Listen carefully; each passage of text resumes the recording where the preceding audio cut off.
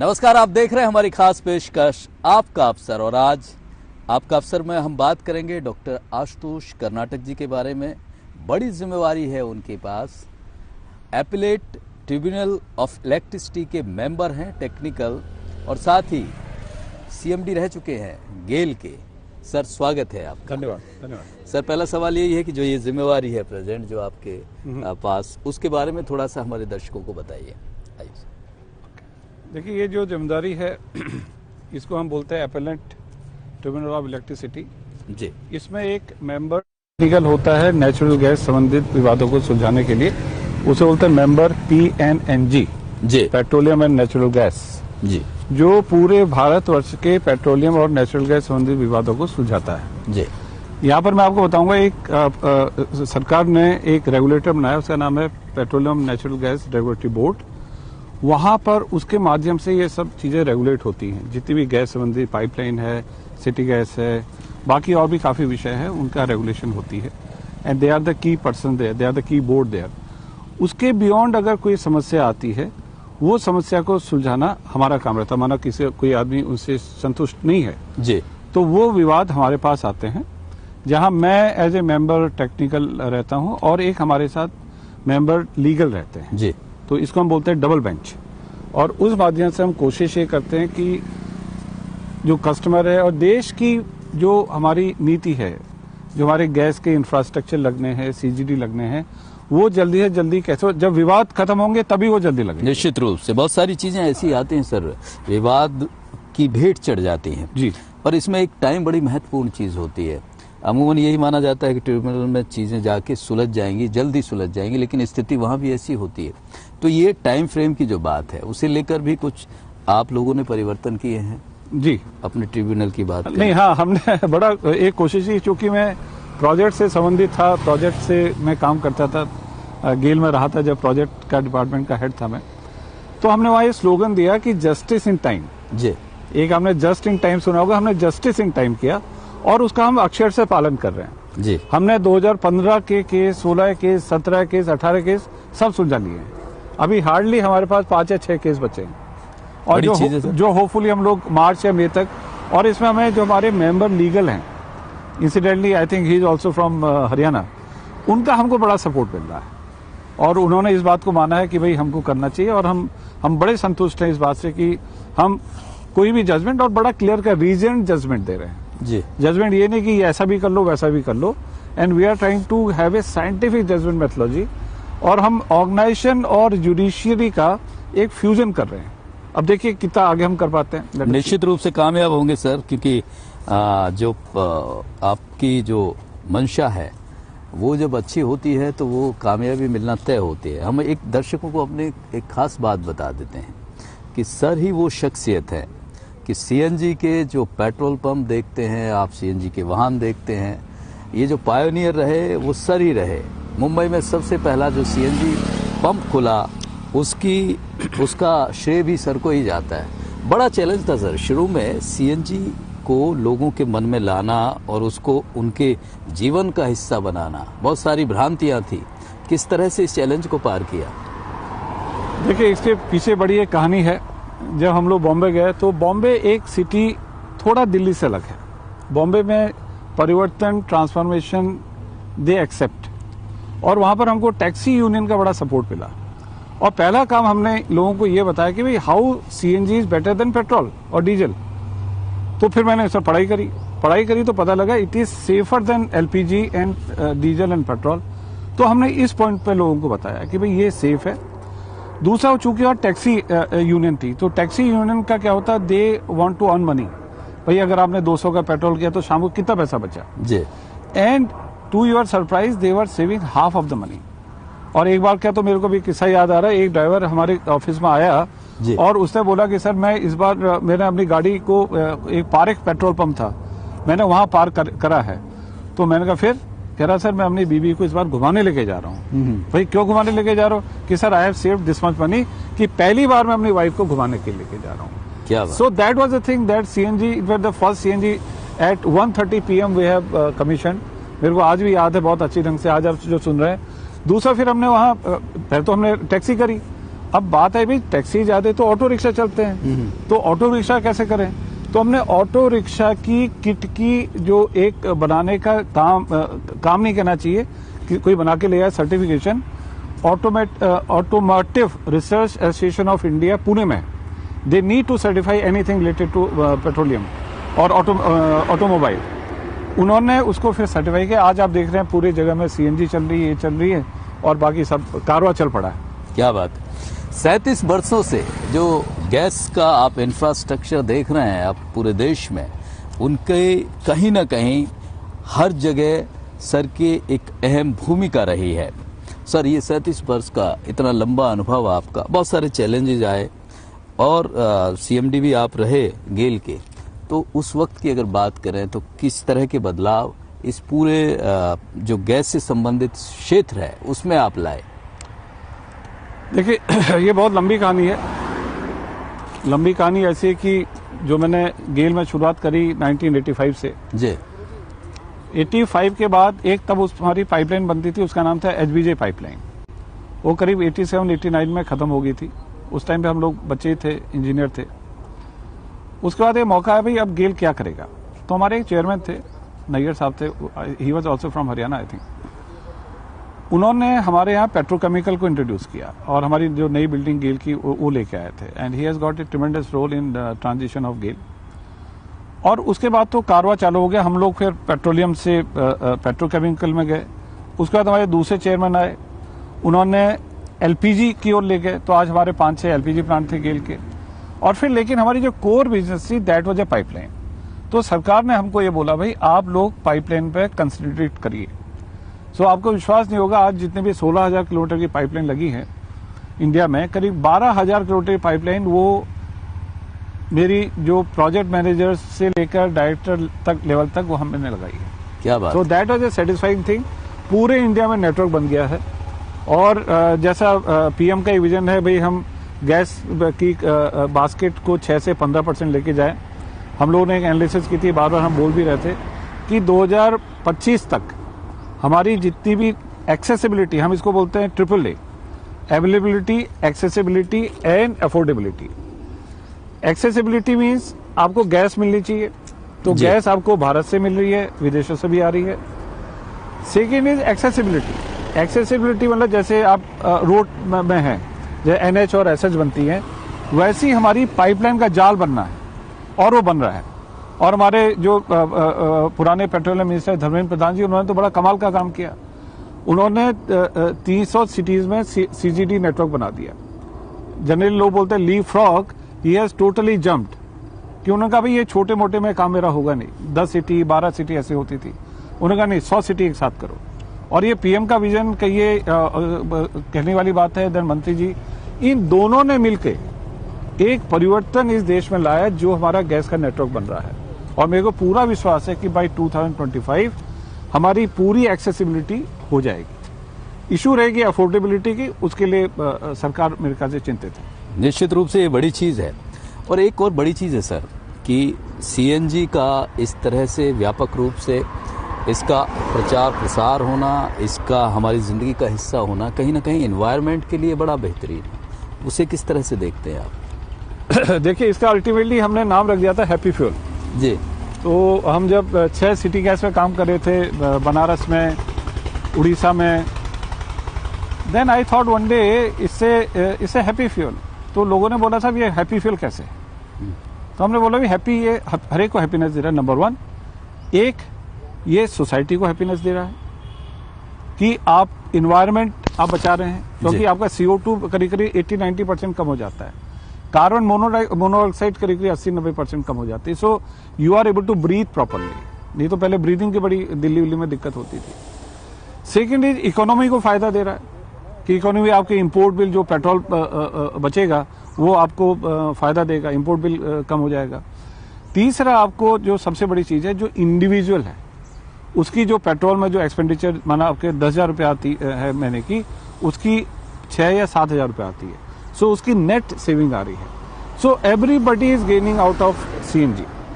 And सबसे बड़ी चीज जो लोगों को इतना सबसे बड़ी, ये बड़ा सेफ फ्यूल है। It is safer than LPG.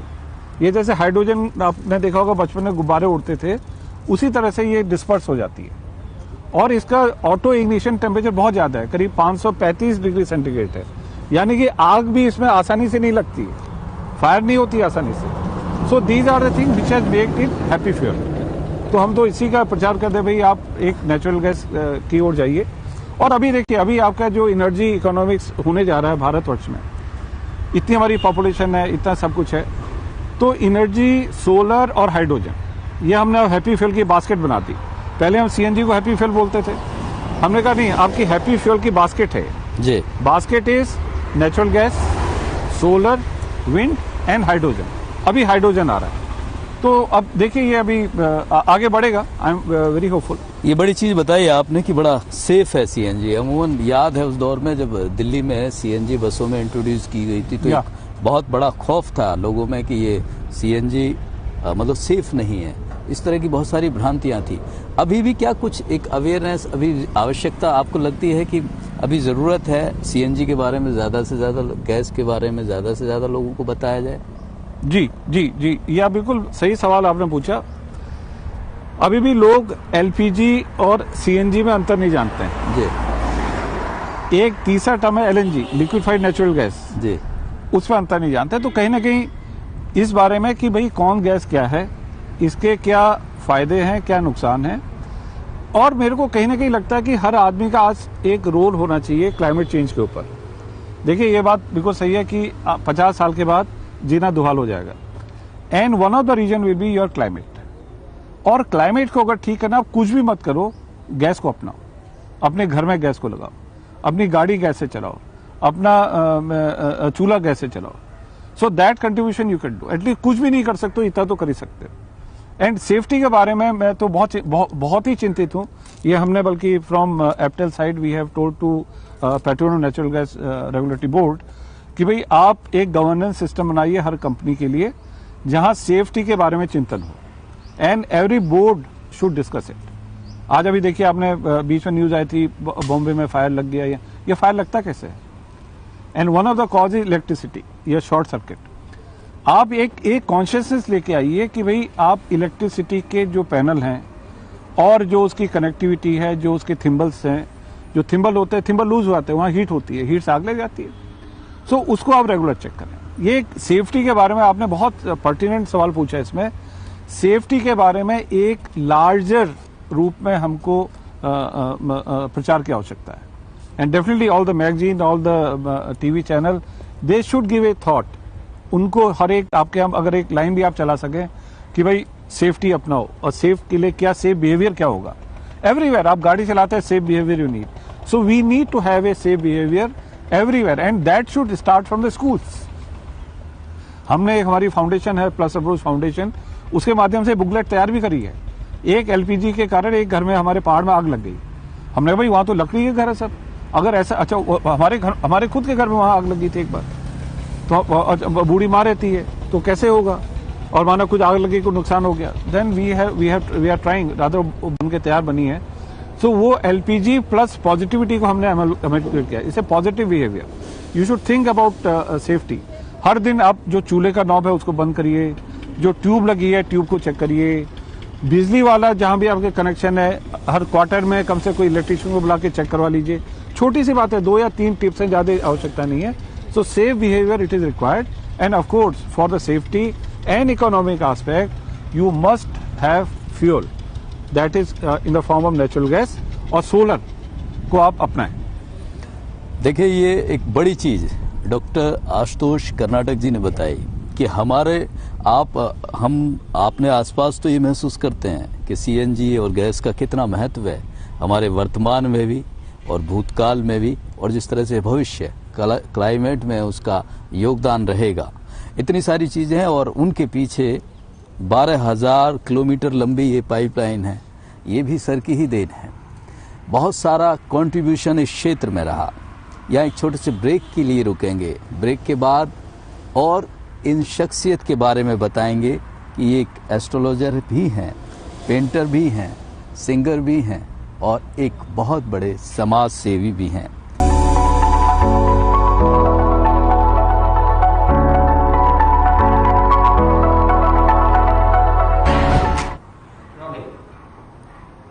Gas के क्षेत्र में एक महान योगदान पूरे देश में देने वाले डॉक्टर आशुतोष कर्नाटक एक शानदार पेंटर भी हैं। उनकी ही कलाकृति हम आपको दिखा रहे हैं। सर ये मतलब इस तरह से ये तो व्यक्तित्व का अलग ही हिस्सा हो गया।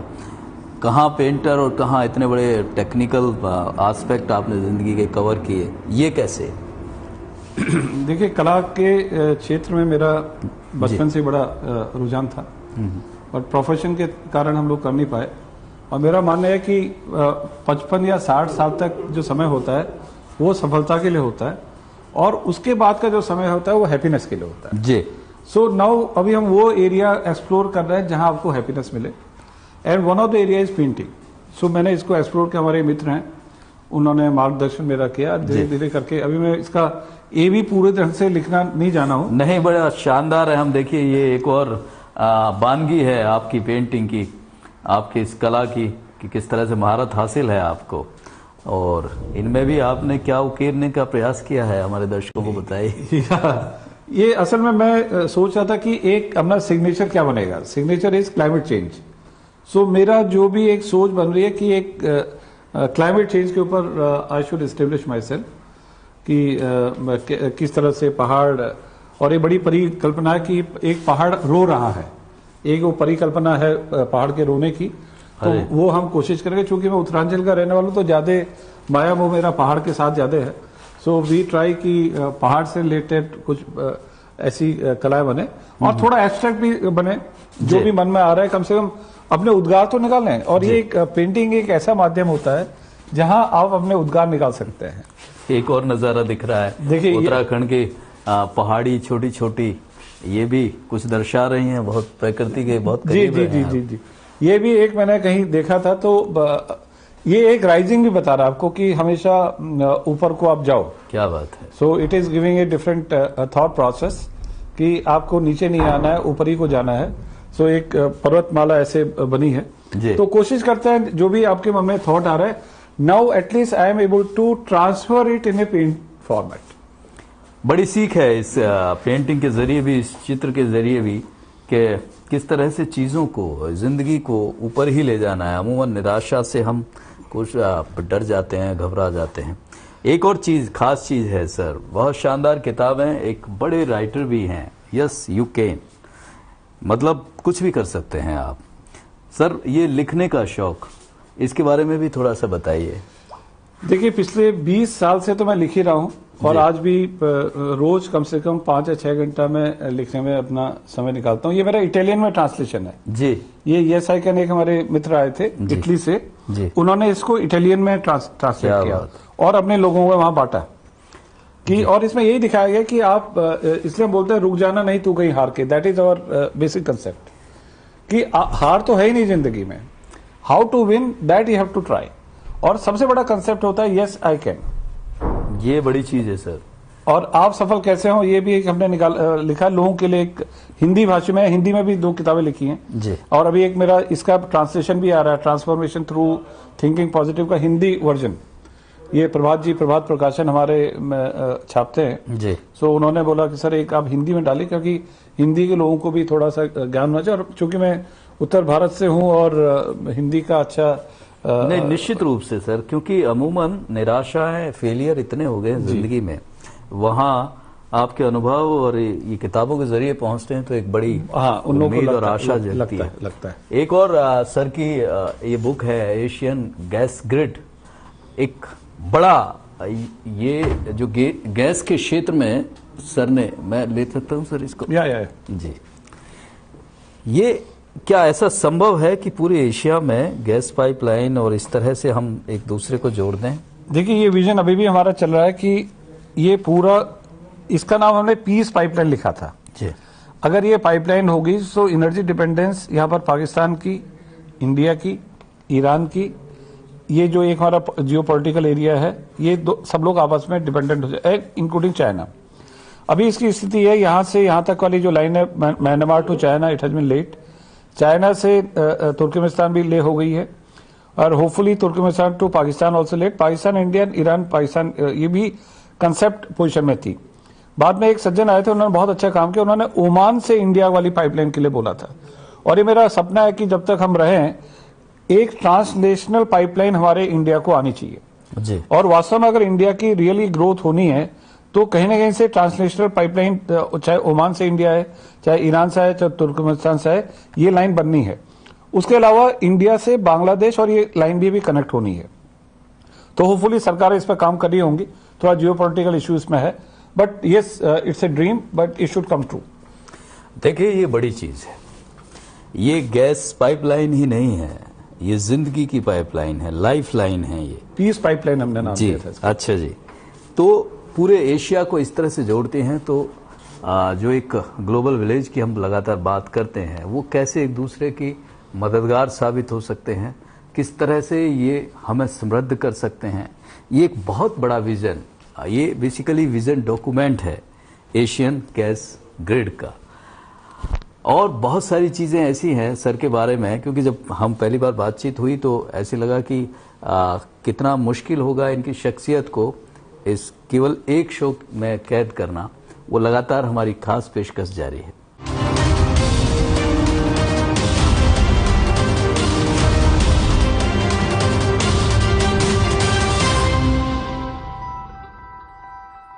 जी हाँ, आपका अफसरों में हम बात कर रहे हैं डॉक्टर आशुतोष कर्नाटक जी के बारे में। एपीलेट ट्रिब्यूनल ऑफ इलेक्ट्रिसिटी के मेंबर भी हैं और गेल के सीएमडी भी रह चुके हैं। लगातार उनके बारे में हमने बताया कि किस तरह की शख्सियत हैं, चाहे पेंटिंग की बात हो, राइटर की बात है, मोटिवेटर की बात हो, मेंटर की बात हो। इसके अलावा देश में जो आप सीएनजी का जिस तरह से एक फैलाव देखते हैं, बड़ा श्रेय जाता है इनको। विदुषी मैम भी हमारे साथ हैं। मैम, स्वागत है आपका। सवाल यही है, इतनी सारी चीजें ये करते हैं, इतने व्यस्त रहते हैं, यकीनन शिकायत तो रहती होगी कुछ? जरूर रहती थी पहले, पर समय के हिसाब से मैंने अपने को एडजस्ट कर लिया। फिर लगा कि यदि आपको किसी एक मुकाम में पहुंचना है तो ये सब चीज़ों को तो नज़रअंदाज करना ही पड़ेगा। फिर मैंने इनके साथ ही इनके सहयोग दिया और आगे हाथ पे हाथ बढ़ाया। पर बाद में यही लगा कि ये हर अपने काम पे बहुत पैशनेट हैं, बहुत लॉयल हैं। तो फिर मेरे को अब धीरे धीरे सब कुछ अच्छा लगने लगा। तो ऐसा कुछ फील नहीं होता है कि ये बहुत व्यस्त रहते हैं और या घर में नहीं दे पाते। पर घर में भी जितना इनको सहयोग देना है वो देते हैं, इसमें कोई इनको शिकायत नहीं। तो इनके हिसाब से आपने अपने आप को ढाल लिया। सर, आप जो यहाँ हैं, फिर तो मैम का बहुत बड़ा योगदान है। हाँ जी, इसमें दो राय नहीं है। और ये तो मैं हर एक को ही बोलता, भाई my wife has made me a techno commercial product. जी। मेरे को पूरा तराशने में इनका पूरा हाथ है। और लोग तो बेटर हाफ बोलते हैं, हम बोलते हैं ग्रेटर हाफ। क्या बात। It is not better half, it is greater half. और अभी मेरा रियलाइजेशन में हर एक को ही बोलता, भाई अपनी फैमिली के लिए गिव देम टाइम, जो मैंने नहीं दिया। जो आपने बोला आपको रिग्रेट क्या है क्या नहीं, बट इतना रिग्रेट नहीं है। बट हाँ, यह है कि अगर थोड़ा और देते समय तो शायद और, बट फिर हमने ये रियलाइज किया कि प्रोफेशन और फैमिली दोनों एक साथ नहीं चलते हैं। दोनों एक साथ नहीं चलते। If you have to go to Everest तो आपको अकेले ही जाना पड़ता है। सबसे अच्छी बात सर की क्या लगती है? कि जो सोचते हैं वो करते हैं, हमेशा मुस्कुराते रहते हैं। किसी भी समस्या को इतना मतलब मन से नहीं लेते कि वो बहुत बड़ी है। वो सोचते हैं कि इजीली सब कुछ हो जाएगा, तो चिंता करने की कोई बात नहीं। और वो कौन सी बात जिसमें सुधार की गुंजाइश लगती है आपको?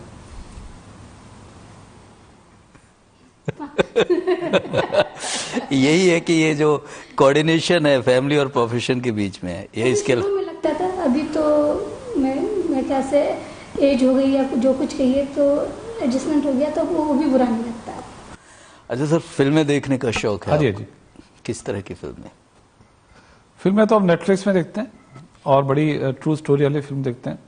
सर, एक और बात जानना चाहेंगे। बहुत सारी एक बड़ी पॉजिटिविटी की बात, क्योंकि जिंदगी में बड़ा अहम रोल प्ले करती है। हमारे दर्शकों के लिए एक संदेश, और एक आप गायक भी हैं, कुछ ऐसे अंदाज में वो संदेश हो जाए तो बहुत अच्छा लगे। देखिए, हमारा संदेश फिलहाल के लिए है कि देश के बारे में कुछ सोचें। I think that's a requirement of the day. और ये कंट्री अब यूथ जो है उनके हाथों में है जी। और वो सभी लोग एक सोच ये करें, यार हम कंट्री के लिए क्या कर सकते हैं। That is number one. Number two, I used to say कि जिंदगी एक मैराथन है, यहां थकना और रुकना मना है। उठो, चलो, दौड़ो, गिरो, फिर से उठो, क्या बात है। तब तक मत रुको जब तक लक्ष्य की प्राप्ति ना हो। और लास्टली, रुक जाना नहीं तू कहीं हार के, कांटों में चल के मिलेंगे साए बाहर के, ओ राही ओ राही। सो ये गाना मेरे को बहुत इंस्पायर करता है और मैंने इस पे काफी काम भी किया, मैंने गाना गाया भी है। सो एक बार गा दीजिए हमारे दर्शकों के लिए। हो रुक जाना नहीं तू कहीं हार के, कांटों पे चल के मिलेंगे साए बाहर के, हो राही ओ राही ओ राही ओ राही। थोड़ा लंबा है तो यहीं तक अभी ठीक है। बेहद शुक्रिया आपका, आपका भी बहुत शुक्रिया मैम। बहुत अच्छा लगा आप लोगों से बातचीत करके। और जिस तरह से जिंदगी एक बहुत बड़ी चीज है, सर ने हर लम्हे में ये बताया भी और ये सिद्ध भी किया कि इसमें कुछ भी हासिल किया जा सकता है। फिलहाल इस खास पेशकश में इतना ही, फिर मुलाकात होगी, तब तक के लिए नमस्कार।